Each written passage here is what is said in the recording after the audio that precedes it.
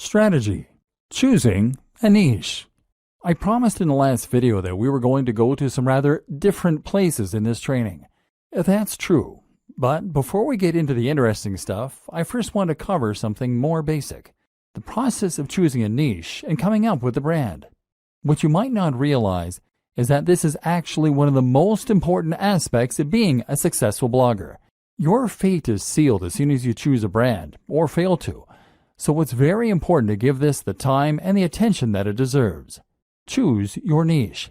First, you're going to choose your niche. Entire trainings have been created on how to do this, but I'm going to simplify the matter for you incredibly by saying this. The niche you pick should be the subject that you are most passionate about. That is all there is to it. You might protest at this point and tell me that there's no money in knitting or Marvel Comics or Feng Shui. Whatever you're into, you've probably been taught that the big money is in health and fitness, or it is in finance.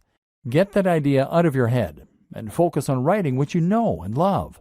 This is so important because this is something you are going to be spending hours on every single day of your life for years to come.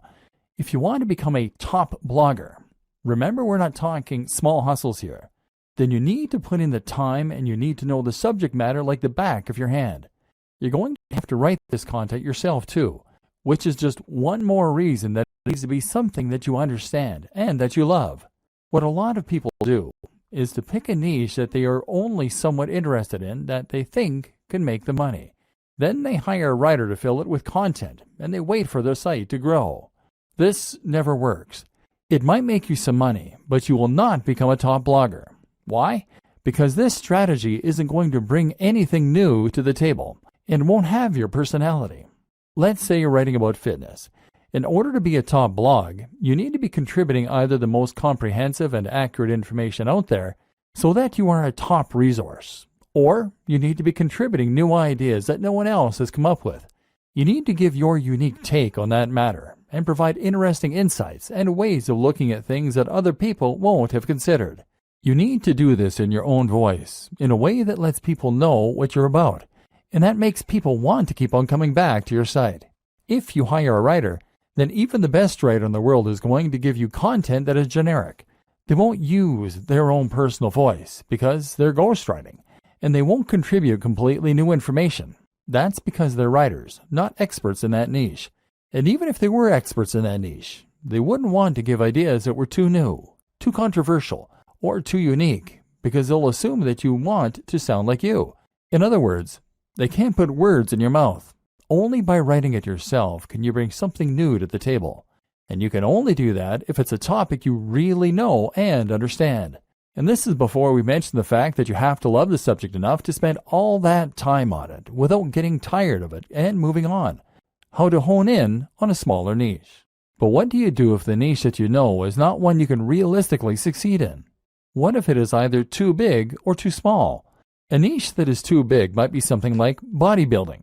This is a massive niche, and it's an industry that has huge amounts of cash poured into it all the time. If you want to create a blog on bodybuilding, then you're going to be going up against some huge established brands. These will include the likes of bodybuilding.com.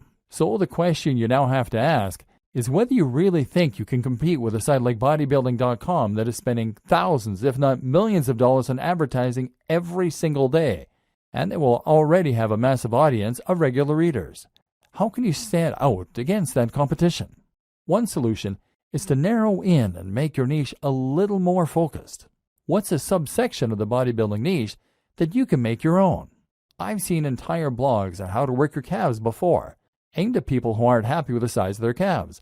If that's all you're focusing on and that's where you're putting all of your energy, then you can compete with bodybuilding.com in just that one capacity. But a better example might be to focus on a specific demographic. That can mean fitness for the overweight, for the elderly, for women, for students, for moms, or for entrepreneurs.